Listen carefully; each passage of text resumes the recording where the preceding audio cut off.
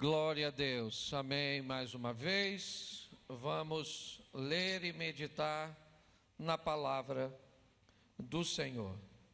Eu preciso que você abra a sua Bíblia, segundo livro dos Reis, capítulo de número 6, verso 1. Eu vou estar falando, na verdade, o capítulo 6 do segundo livro dos Reis conta 3 histórias. Uma eu vou compartilhar com vocês hoje e as outras 2 no domingo. Eu vou me manter no livro de segundo Reis, o segundo livro dos Reis, hoje e domingo. Hoje nós vamos olhar do verso 1 ao verso 7. Está aí na tela, mas é importante que você abra também a sua Bíblia, você que tem a sua Bíblia aí. Nos diz assim a palavra do Senhor: disseram os filhos dos profetas a Eliseu: eis que o lugar em que habitamos, diante da tua face, nos é estreito. Vamos, pois, até o Jordão, tomemos de lá cada um de nós uma viga, e façamos ali um lugar para habitar. E disse ele: ide. E disse um: serve-te de ir com os teus servos. E disse: eu irei. E foi com eles. E chegando eles ao Jordão, cortaram madeira. E sucedeu que, derrubando um deles uma viga, o ferro caiu na água. E clamou e disse: ai, meu senhor, era emprestado. E disse o homem de Deus: onde caiu? Mostrando-lhe ele o lugar, cortou um pau ou um galho e o lançou ali, e fez flutuar o ferro, e disse: levanta-o. Então ele estendeu a sua mão e o tomou. Feche os seus olhos.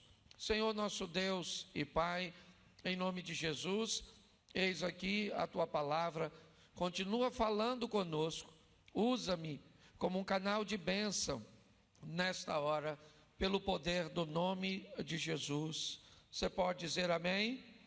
Amém. Isso. Nosso propósito durante este ano é trabalhar a unidade da igreja, é fazer com que as nossas diferenças não deixem de existir.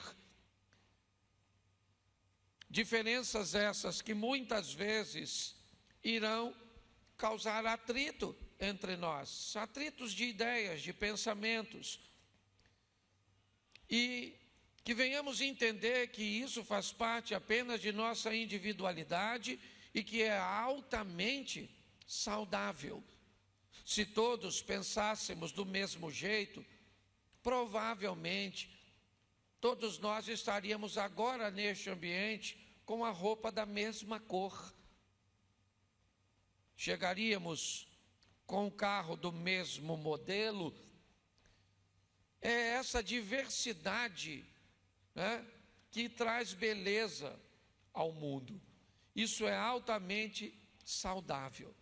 A nossa proposta é, apesar de termos essas diferenças, e vamos encontrá-las em nosso relacionamento conjugal, os desafios de viver com o nosso cônjuge. Por quê? Porque ele é outra pessoa que tem seus valores, seus princípios, seus gostos. E se nós não tivermos habilidade para construirmos um lar, uma família, uma estrutura, trazendo união, que seja capaz de superar essas diferenças, nós vamos sucumbir. Então a proposta da igreja durante 2025 é que temos algo muito grande para construir e vamos construir juntos. Temos muitas vidas para alcançar e vamos alcançar juntos. Temos muitas coisas para fazer e vamos fazer juntos. Vai ser fácil vivermos juntos? Não vai ser fácil vivermos juntos, mas é possível fazermos isso, quer com os nossos recursos materiais, quer com as nossas habilidades e também através de nossas orações. Então, por isso, hoje, minha proposta é mostrar o desejo de um grupo de pessoas. Dá para voltar um pouquinho o texto na Bíblia e pegar segundo livro dos Reis, capítulo 2, verso 7. Talvez ele nos dê uma informação que pode nos ajudar. Isso. 50 homens dos discípulos dos profetas foram e ficaram a certa distância quando ambos pararam junto ao Jordão. Vamos tomar como base a classe liderada por Eliseu com 50 alunos. Neste período, no capítulo 2, é um momento de transição. Elias, o diretor da escola de profetas, até então, agora vai ser levado para Deus. E o próximo diretor agora da escola de profetas está pronto a ser empossado. Seu nome, Eliseu. É só para você entender, aproximadamente, usando o capítulo 2 como base, uma classe com 50 alunos. Estes é o que nós vamos usar para iniciar o verso 1 do capítulo 6. Quando os filhos dos profetas disseram a Eliseu, vamos pegar este número como base, tá certo? Então, nós vamos ver que esses 50 homens, certo? Ou esses alunos da escola de profetas, o que eles aprendiam na escola de profetas? Quais eram as direções ou direcionamento que eles aprendiam ali? Provavelmente identificar quando aquilo que eles recebiam vinham do Senhor, certo? Numa profecia, por exemplo, quando Acabe se encontra com Josafá durante uma refeição para decidir uma batalha, certo? Para a recuperação das terras de Ramote de Gileade, a primeira coisa que Josafá solicita a Acabe é uma visão profética. Ele quer saber o que Deus pensa a respeito dessa batalha. Então os profetas são convocados para interpretar aquele momento. E todos eles trazem uma notícia poderosa de vitória, certo? Mas um profeta é chamado, seu nome Micaías, e ele traz uma palavra totalmente oposta aos demais profetas, chegando a dizer que, certo, um espírito de confusão, vou colocar assim, colocou aquela mensagem no coração dos outros profetas. Então os profetas, eles eram ensinados a entender não apenas sobre receber uma informação, mas como entregá-la, como distribuí-la, como avaliá-la, certo?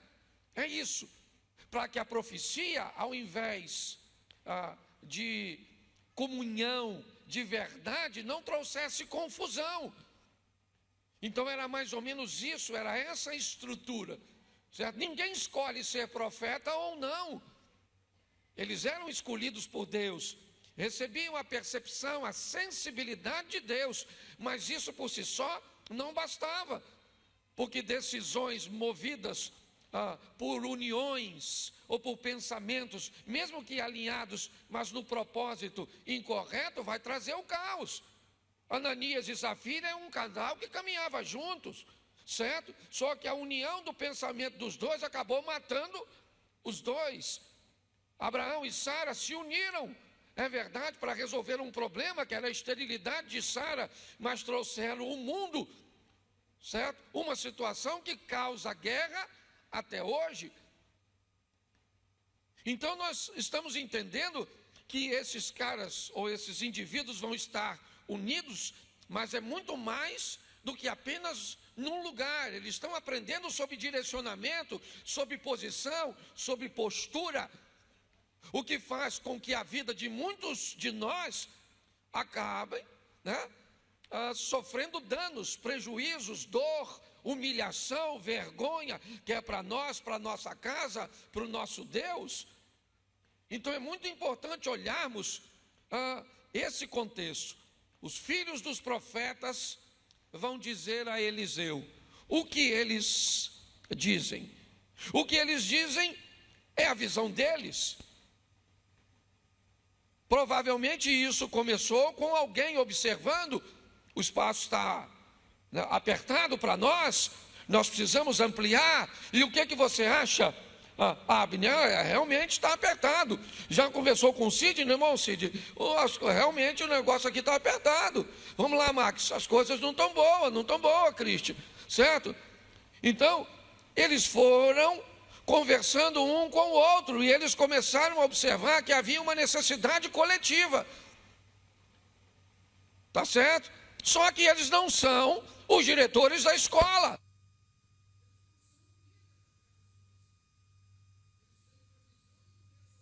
Que não era uma visão singular, era uma visão coletiva. Todos eles estão percebendo que há uma necessidade.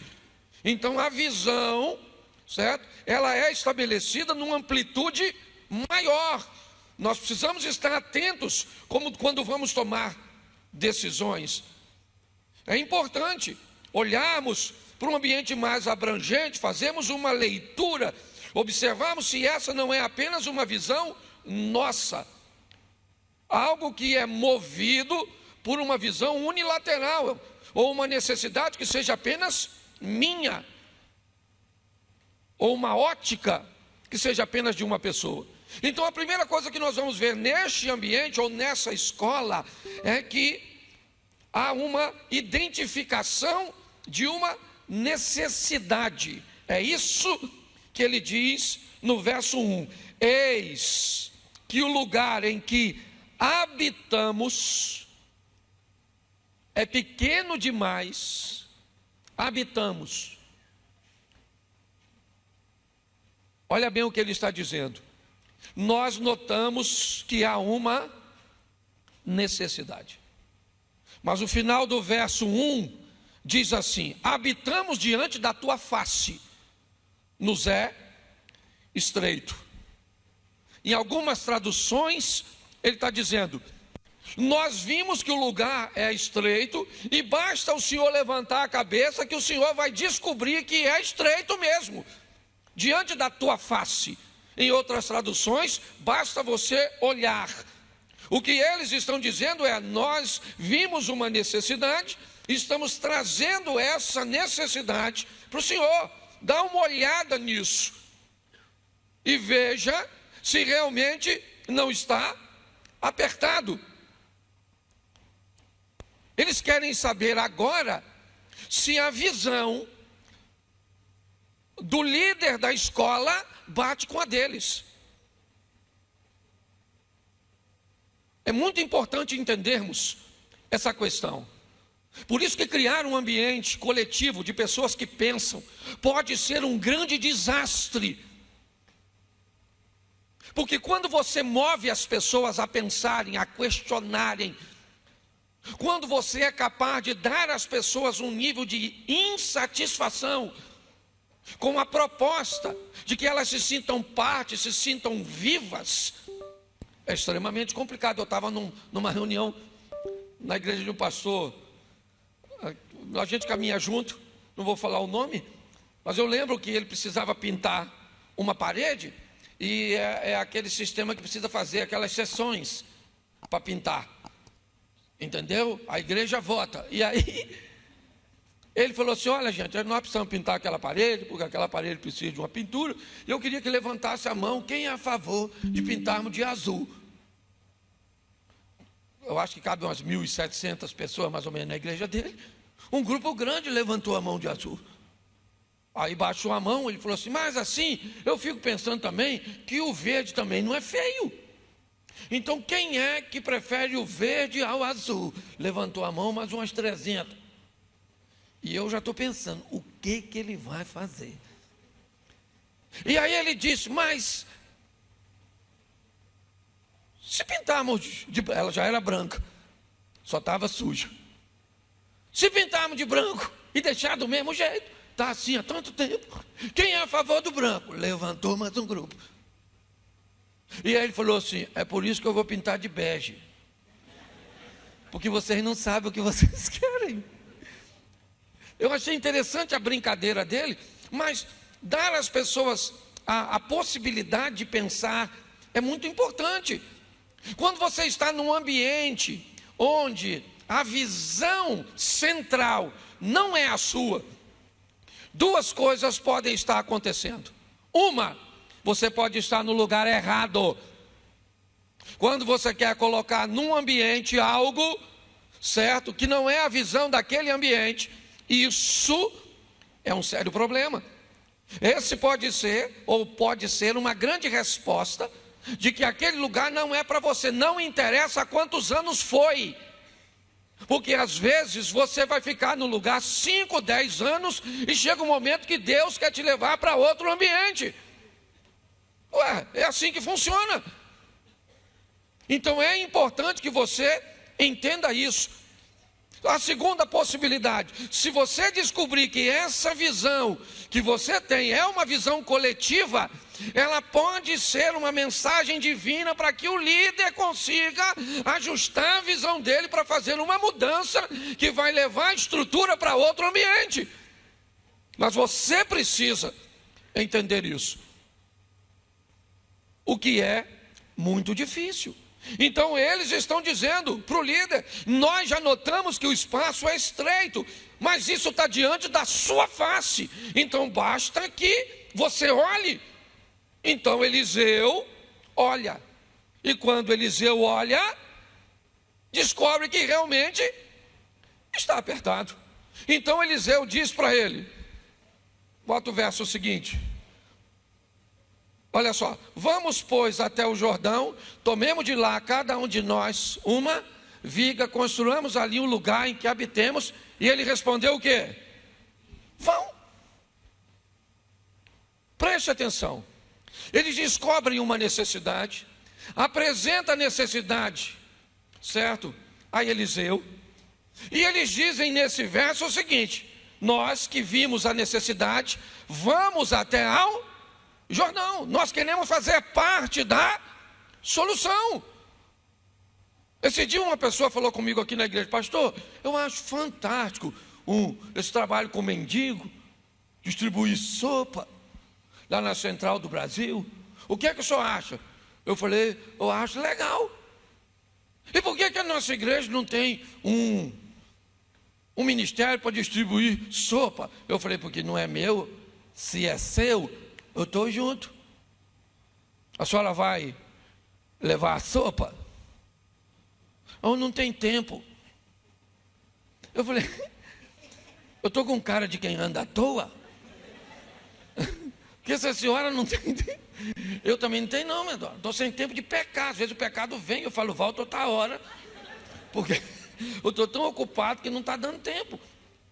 Certo? Então eles querem fazer parte da solução. Então eles estão dizendo: nós vamos lá no Jordão, certo? Confesso que não entendo muito bem esse texto, porque não tinha praticamente madeira nenhuma do outro lado. Toda a madeira que se usa, ou que se usava em Israel, ao longo de todo o tempo, era do Líbano. Mas tudo bem, devia ter alguma coisa que dava para, certo? Para auxiliar na ampliação. Não sou eu que vou discutir com o texto, certo? Mas eles estão dizendo: cada um de nós vamos pegar uma viga, porque se cada um fizer a sua parte, alguém aqui precisa dar o dinheiro todo? Não, o que faz essa igreja funcionar é um pouquinho seu, com um pouquinho meu, com um pouquinho seu, um pouquinho de trabalho, um pouquinho de dedicação, um pouquinho de ranzinza, um pouquinho do seu ego. Tem coisa que a gente pega que sua que é boa, mas tem uns troços aqui que é ruim.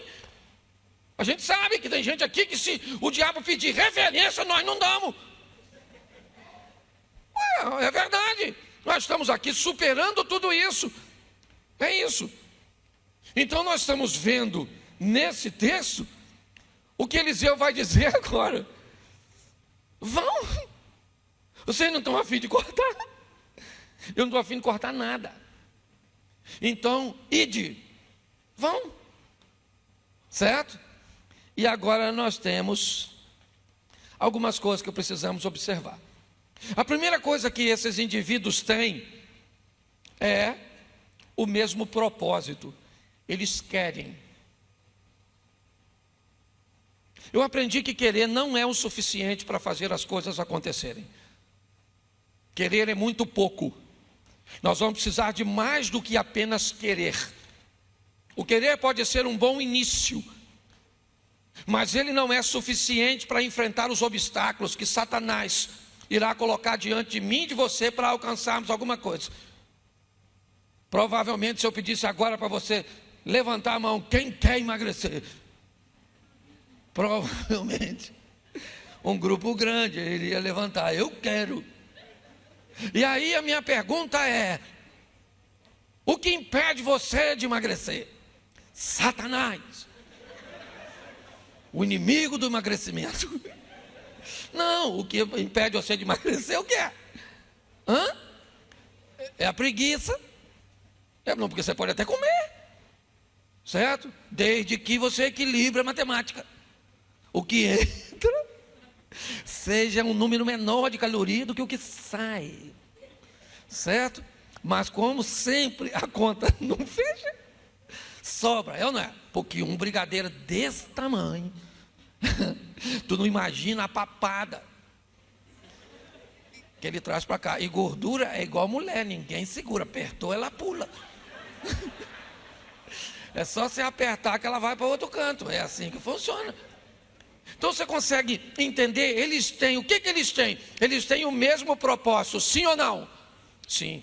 Todos eles querem a mesma coisa, inclusive o Eliseu. Vai acontecer alguma coisa, sim ou não? Sim ou não, eles querendo? Não, porque querer não muda nada, eles querem. Até então é apenas uma vontade. A pergunta é, eles querem o quê? Eles querem ampliar a escola, sim ou não? A minha pergunta é, eles têm habilidades para fazer isso? Eles têm conhecimento para fazer isso? É a próxima pergunta. Eles querem, tá bom, nós queremos. Mas nós temos habilidades para fazer isso se tornar um fato? Nós temos conhecimento? Temos. Então tá bom. Nós queremos e temos gente aqui. Temos gente aqui que corta madeira, você corta madeira, corta. Eu também corto. E você? Você também corta. Falou, cortar direito eu não corto não. Mas eu sei manusear, certo? Vamos levar para onde? Vai ser por onde? Vamos cortar na beira do Jordão, vamos jogar dentro d'água, é isso? Vamos usar o Jordão como parte de locomoção para conduzirmos a madeira até o ponto de utilização, é isso? No ambiente terrestre nós vamos fazer como? Como é que nós vamos movimentar essa madeira? Então eu corto, mas eu não entendo muito dessa logística de manuseio não, eu sei manusear. E quando chegar lá, como é que nós vamos fazer? Vamos usar a madeira bruta, quem é capaz, certo? Vamos fazer com a casca dela, vamos fazer sem a casca, para eliminarmos as bactérias, é isso que nós vamos fazer? Então eles tinham certo conhecimento e habilidades para fazer. É isso. Agora vem a terceira parte. Eles têm disposição para fazer isso? Porque querer e saber como fazer é uma coisa. Agora ter disposição para fazer é outra. Ah, tá bom, vocês querem, queremos. Vocês sabem fazer, sabemos. Mas vocês têm disposição? Não, nós vamos lá. Cada um de nós vamos pegar uma viga. E Eliseu disse, então tá bom, eu vou com vocês, já que vocês querem a minha presença. Então vocês têm agora a minha autorização. Então o que eles têm? Eles têm o mesmo propósito, eles têm conhecimento e habilidade para fazer, eles têm disposição para fazer e eles têm autorização para que seja feito. Então é para lá que eles vão. Se eles entenderem o que eles não têm. E o que eles não têm? Um machado. Eles não têm. A ferramenta para cortar a madeira, nenhum dos alunos da escola de profeta tem. O diretor da escola de profeta Eliseu também não tem o machado. Bom, então agora nós vamos orar para o machado aparecer, certo? Porque servimos um Deus todo-poderoso, que pode tirar do nada tudo. E vamos orar para que o machado apareça. A escola de profeta, sim ou não? O propósito é louvável, sim ou não? Mas não vai ser com oração que eles vão resolver isso. Eles sabem o que têm, eles têm o mesmo propósito, as habilidades, a disposição, a autorização, mas eles não têm o machado. Então eles vão precisar do machado para cortar a madeira. Como? A primeira coisa é, o que eles precisam? Eles precisam do machado? Sim ou não? Me ajuda aí. Eles têm? Então qual é a primeira coisa que eles precisam saber agora? Onde tem?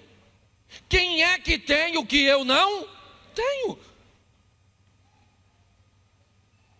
Eu tenho tudo, aparentemente, mas eu não tenho machado. Então o que eu preciso saber? Quem é que tem o machado? Quem é que tem o machado para lidar com a juventude? Quem é que tem o machado para lidar com os jovens? Quem é que tem o machado para lidar com os casais? Quem é que tem um machado para pregar? Quem é que tem um machado para cantar? Quem é que tem um machado? Quem é que tem a ferramenta? Ela está onde? Tem alguém que tem aquilo que eu não tenho. Olhe bem, e aplique isso na sua vida. Então tá bom, eu preciso de um machado. E eu vou descobrir quem tem. Então acharam quem tem o machado. E agora eles vão até quem tem e vão comprar o machado? Não. Eles não trabalham cortando madeira. Eles precisam de um machado apenas para uma operação. É para um momento. Eles não vão seguir aquilo para profissão. Eles são profetas. Eles não teriam recurso. O machado, para a época, é uma ferramenta muito cara, inviável para eles. Então, eles vão pegar esse machado emprestado. E provavelmente a pergunta que o dono do machado vai fazer para quem pede emprestado, qual é? Você sabe usar? Eu não tenho machado, mas eu sei quem tem, e eu tenho gente comigo que sabe utilizar. Então tá bom. Mas aí vem a perguntinha que talvez seja: por que é que eu vou te emprestar o machado? Você vai precisar. Quando você vai num banco pedir dinheiro, o banco vai olhar se você tem o quê? Garantia, credibilidade. Por que é que eu vou te emprestar algo tão valioso? Você tem credibilidade? Olha só. Eles estão agora lidando com algo que não tem. Para ter, eles têm que ter credibilidade. Para ter, eles precisam saber antes de ter como utilizar. E como é emprestado, é de suma importância que eles saibam quem tem. Tudo que fazemos, principalmente na casa do Senhor, certo? Nós precisamos de credibilidade e de habilidade para usar antes de pedir.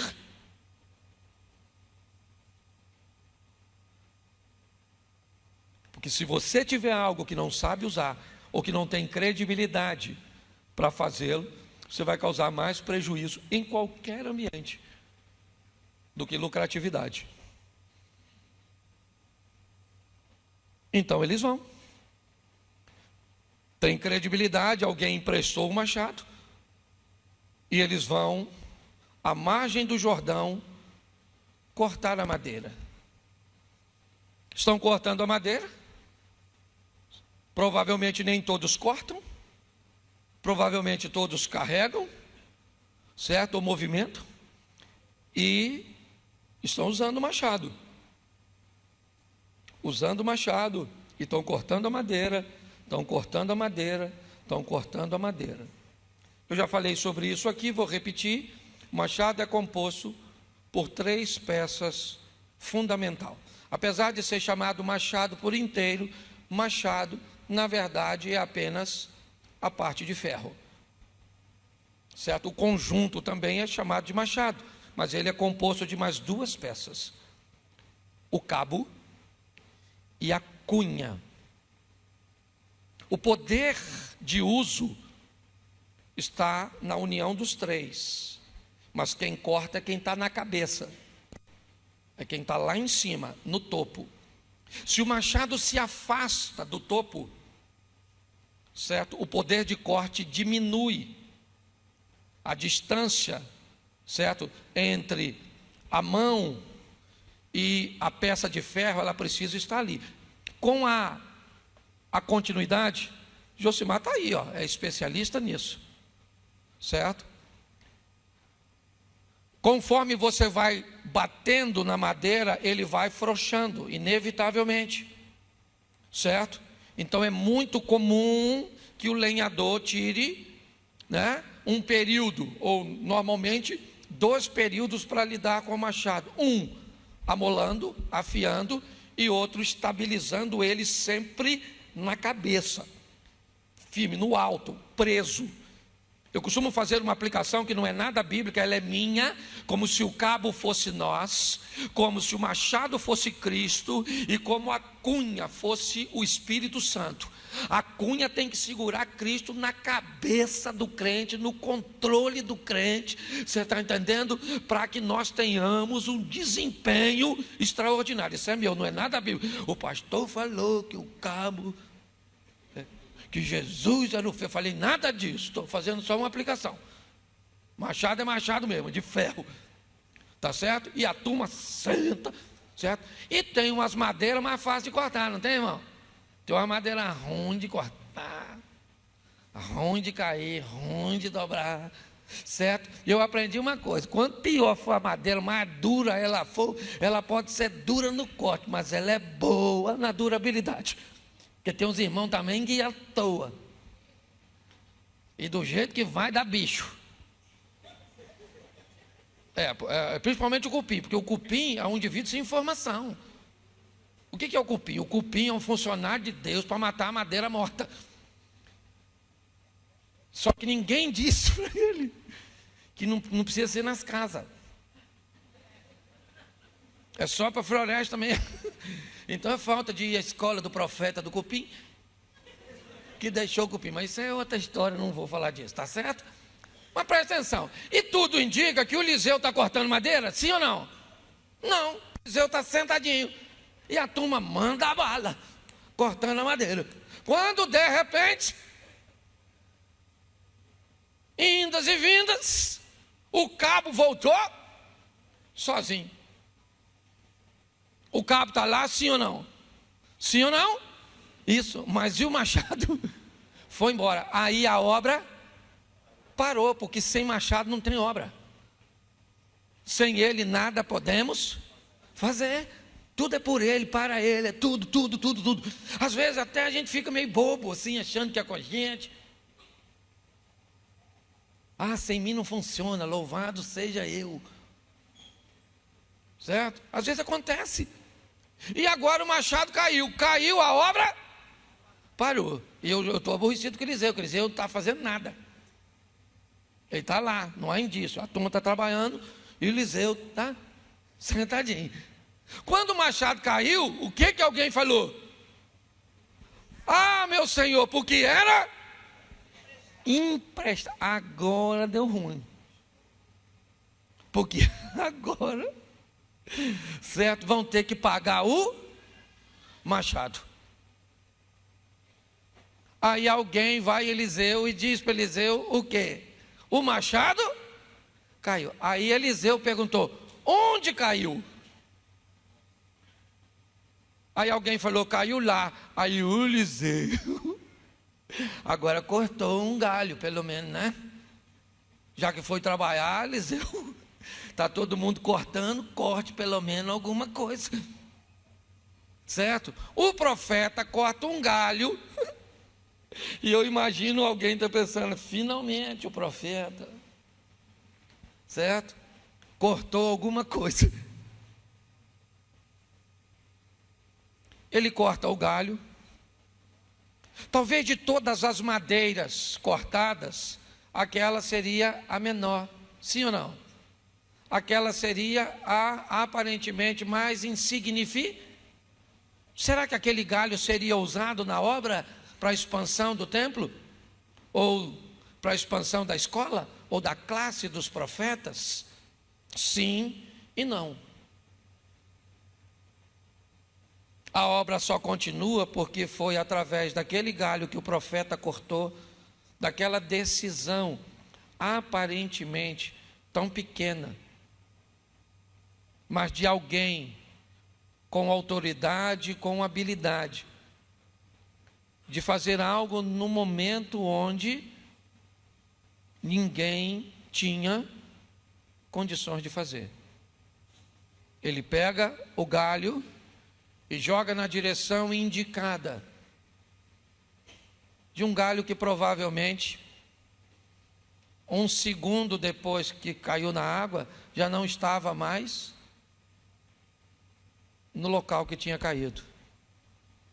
Mas aí algo muito estranho acontece. O machado desafia a gravidade e sobe na água. Se você parar para pensar nesse texto, não faz sentido o machado ter caído na beiradinha. Porque se ele caísse muito pertinho dentro d'água, alguém teria entrado, passado o pé, certo?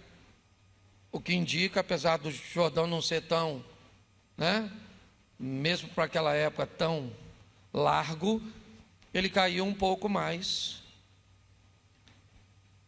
certo? Não há indício que o machado flutuou lá e veio até aqui. Alguém provavelmente entrou dentro da água e pegou o machado, e a obra ou prosseguiu, ou o machado pôde ter sido devolvido, e a credibilidade dos profetas, da escola e de Eliseu se manteve. Essa é basicamente a história. A minha pergunta é: onde o nosso machado caiu?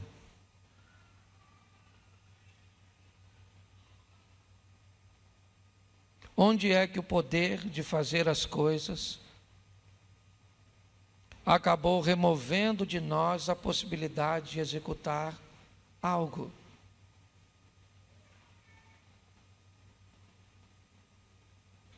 Nós estamos olhando para uma situação onde eles precisam tomar uma decisão.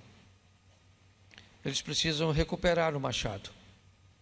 Apocalipse capítulo 2, João escrevendo a carta a Éfeso, ele diz: lembra de onde caíste, arrepende-se e volta a praticar as primeiras obras.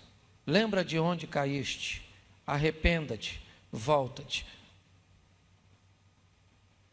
As armas na Primeira Guerra Mundial tinham um poder de fogo muito maior do que o da Segunda Guerra Mundial. Elas eram muito mais fortes, tinham menos precisão, é verdade, mas bem mais fortes. Matavam com mais eficiência, com mais eficácia. As armas da Segunda Guerra Mundial, elas vieram trazendo para a guerra um novo modelo de guerra. Elas vinham com mais precisão, certo? Eu não sei se você, numa das viagens que eu fiz, eu fui a um estande de tiro com um amigo, e uma das armas que ele me deu para que eu pudesse atirar foi uma R15. E o alvo tinha aproximadamente, talvez 15 metros. E com 5 minutos de instrução, um leigo é capaz de, com a arma daquela, decidir se vai atirar na boca ou nos olhos do alvo. E se ele tiver a mão firme, ele não erra um tiro. Só para vocês entenderem.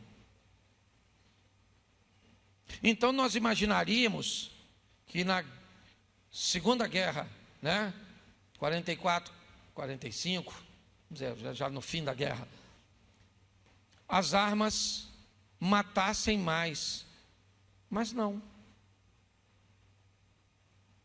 Elas matavam menos. Porque descobriu-se na arte da guerra que melhor que matar um soldado era feri-lo. Ferir um soldado era muito mais prejuízo para o exército inimigo do que matá-lo. Porque um soldado morto, ele é abandonado, ele é deixado para trás. Um soldado ferido, ele precisa pelo menos de 2 ou 3 soldados. Lembra do resgate do soldado Ryan? A estratégia da guerra, ela continua. Talvez não mais nos campos de batalha da Europa, não mais para o Hitler, não mais guerra do Vietnã e tantas outras guerras. Mas a estrutura ou a técnica, o desejo de ferir os soldados e deixar os soldados sangrando na igreja, e deixar os soldados sangrando na família, uma mulher sangrando, um filho sangrando, doente, abatido, alvejado. Então a família inteira tem que carregar este peso de um filho ferido, porque o inimigo de nossas almas atacou nossos filhos, atacaram nossos netos, atacou o nosso cônjuge. E muitas vezes onde ele está, diante do nosso campo de visão, e nós não temos munição para atirar neles. Então o que vamos ver? Vamos ver divórcios, vamos ver famílias destruídas, vamos ver líderes atrapalhados em suas decisões, empresas, negócios. Pare e pense, nós estamos num ambiente de guerra, e eu não tenho olhos para trás. Muitas coisas eu não consigo enxergar, é ela que enxerga. São meus filhos que conseguem ver, minha nora. São os líderes que trabalham comigo e que eu sei que muitas vezes tentam me mostrar e eu não consigo enxergar, porque ninguém vê a vida como ela é. Todo mundo enxerga a vida pela sua ótica. É assim que funciona. Ninguém enxerga as coisas como elas são. Você enxerga as coisas como você é. Então, às vezes, você vai tomar uma decisão, e você toma a decisão na sua visão, não na visão do coletivo. O bem-estar, ele é mais seu do que de todos. É contra isso que eu estou tentando lutar. Porque eu sei que os soldados que eu tenho aqui nesse quartel são muito bons, são muito preparados. E nós temos que lutarmos juntos por um casamento que não é o seu, mas é do seu irmão que está indo para o buraco. Por um negócio que não é a sua empresa, não é você que vai ganhar dinheiro, mas é de um irmão seu. Por alguém que está do outro lado aí dessa câmera, lá na Europa, sabe? Que não tem uma igreja para congregar, é que congrega conosco.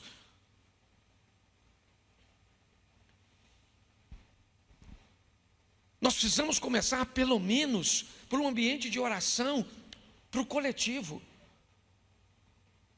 Tirar um tempo e dizer: Senhor, fala com a nossa igreja. Senhor, levanta pessoas na nossa igreja, pessoas, direciona nossa igreja, cura na nossa igreja, que o louvor cure, que a palavra cure, levante profetas, levante pregadores, levante pessoas.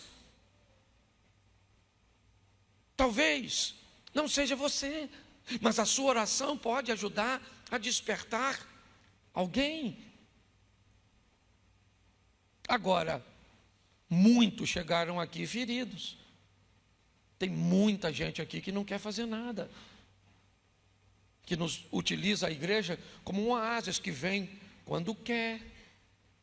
A verdade é essa. Conversando com um amigo, ele é líder de uma organização, né, uma das maiores do mundo de igrejas. Ele diz que há um fenômeno hoje na igreja, onde o nível de comprometimento ele baixou demais. O membro vem, às vezes, ele me deu uma estatística da América, de 2 a 3 vezes no mês à igreja. Eu não sou a favor das pessoas estarem o tempo inteiro na igreja. Aqui nós precisamos de gente aqui, para que as pessoas que cheguem aqui para receber Jesus, ou pelo menos para botar a cabeça para fora e respirar um pouco, para conseguir o fôlego para prosseguir, ou voltar de onde estava, pois estava sufocante demais, ou receber aqui um novo direcionamento. Nós não temos problema com isso. Mas nós precisamos motivar as pessoas a vencerem, a entender onde o seu machado caiu. Cadê? O que aconteceu com o poder que existia em você para fazer as coisas, para sentir a presença de Deus, para falar em língua, para usar seus dons? É lógico que vamos usar o contexto da escola de profeta. Quer ser usado aqui? Beleza, mas tem que cumprir as regras do ambiente, a supervisão. Não funciona de qualquer jeito. Então, a partir de hoje, cuidado quando você disser desse altar: eu quero profetizar.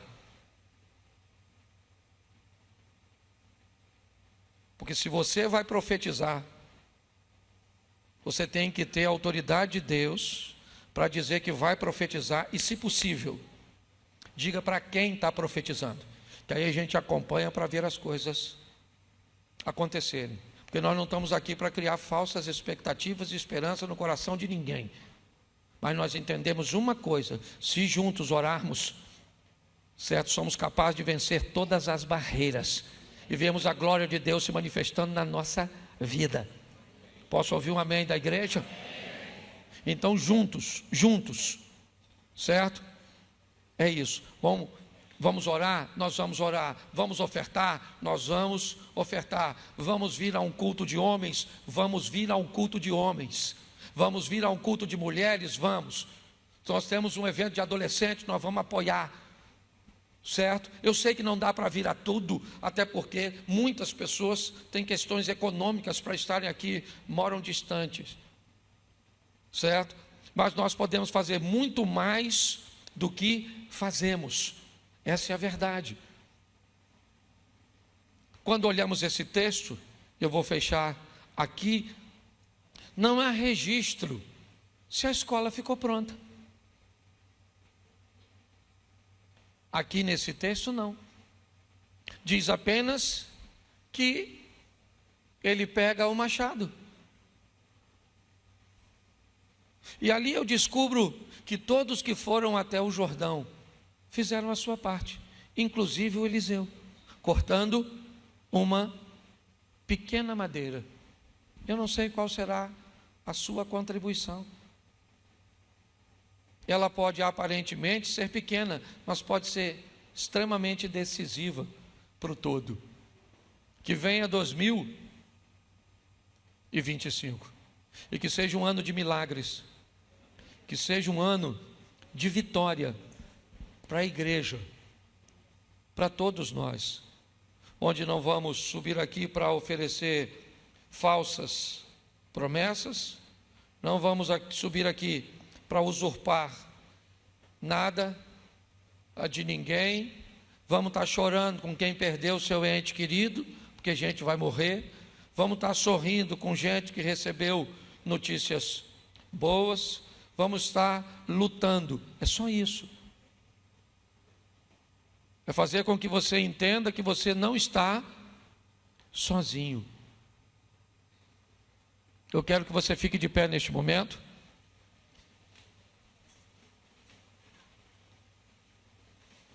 E pergunte para quem está do seu lado, né? Aquela perguntinha legalzinha. Onde está seu machado?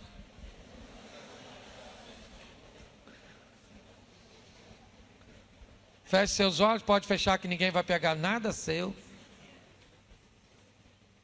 E eu quero orar. Pastor, eu queria aceitar Jesus. Aceitar Jesus é atrás daquela câmera lá. Olha para mim aqui, ó. Atrás daquela câmera está o paraíso. Pastor, por que você não gosta de fazer apelo? Eu até faço quando eu sinto para as pessoas virem aqui. Mas eu estou na igreja há muito tempo e eu já vi gente vir no domingo e nunca mais aparecer. Então, se você quiser aceitar Jesus, você dá um pulo lá. Alguém vai orar por você, vai anotar seu nome. Pastor, eu vim com os demônios. Vai lá. Tem uns irmãos do exorcismo. Pastor, eu só quero uma informação. Você passa lá, tem gente para informar. Certo, pastor, eu quero receber um machado. Tem escola de servo. Para você já dando uma olhada onde é que está o seu machado. Tá certo? E quem aqui é casado, levante a mão. Isso, meu sentimento. Deus te abençoe. Certo? Como diz o Lula, a luta continua, companheiro. Nós vamos embora. Mas vamos fazer junto.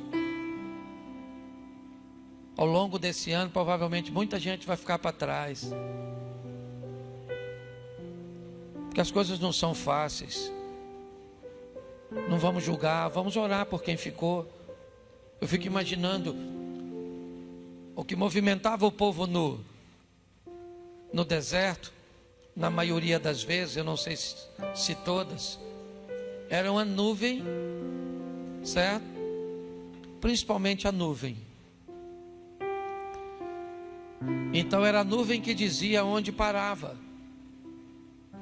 E era a nuvem que dizia quando eles deveriam caminhar. E muitas vezes, me parece que a nuvem caminhava logo depois de ter parado. Então, em algumas ocasiões, a nuvem parou, a gente interrompe a caminhada e entende que ali é o local de acampamento. Assim que começava a fazer o acampamento, a nuvem poderia se mover, porque o povo se movia pela vontade de Deus e não sua. É lógico que isso não acontecia o tempo inteiro, que nosso Deus não é um provocador, mas em algumas situações Ele queria que você entendesse que não interessa se você está cansado ou não, não era hora de parar. Eu não sei o que você tem enfrentado, eu sei que tem gente, algumas pessoas eu sei, que tem sido muito duro, muito difícil. Algumas eu tenho ciência, mas eu quero orar com a igreja. Não vou chamar você aqui à frente novamente, mas feche seus olhos. Não pare, não fique para trás. Se a nuvem se moveu, mesmo que você esteja cansado, desmonte tudo, pegue as suas coisas, pegue a sua cruz e continue caminhando. Pai, eu quero te agradecer pelo projeto Recomeçar. Chegamos até aqui e vamos para o 11º ano de igreja. Já vimos muitas coisas. Já vivemos muitas coisas. Mas queremos mais. Queremos ir mais longe. Queremos abençoar mais pessoas. Então desperta em nós, em todos nós, um senso de desejo comum de servir ao Senhor, de colocar a nossa vida à disposição da Tua obra, da Tua casa, a enxergar as coisas com um pouco mais de empatia. Abençoa a cada lar aqui representado. Abençoa aqueles que estão nos acompanhando online. Que o Teu Espírito Santo possa estar agindo e movendo. Toma os nossos casamentos, toma os nossos filhos, os nossos netos, toma os nossos pais, toma toda a nossa família, os nossos parentes. Entregamos tudo o que o Senhor nos deu em Tuas mãos. Se hoje o Senhor trouxe aqui alguém para se reconciliar contigo, alguém que quer saber um pouco mais a respeito do Senhor, dê força a essa pessoa. Tire toda a vergonha, toda a timidez, para que ela possa ir até ali, receber um minuto de atenção, de cuidado, de oração. Leva-nos aos nossos lares, Pai, guardado por Tuas boas mãos poderosas. Que tenhamos um restante de semana de boas notícias, de bons negócios, e que o grande amor de Deus, o nosso Pai, a graça de nosso Senhor e Salvador Jesus Cristo e as doces consolações do Santo Espírito de Deus seja para com todo o povo do Senhor, e todos digam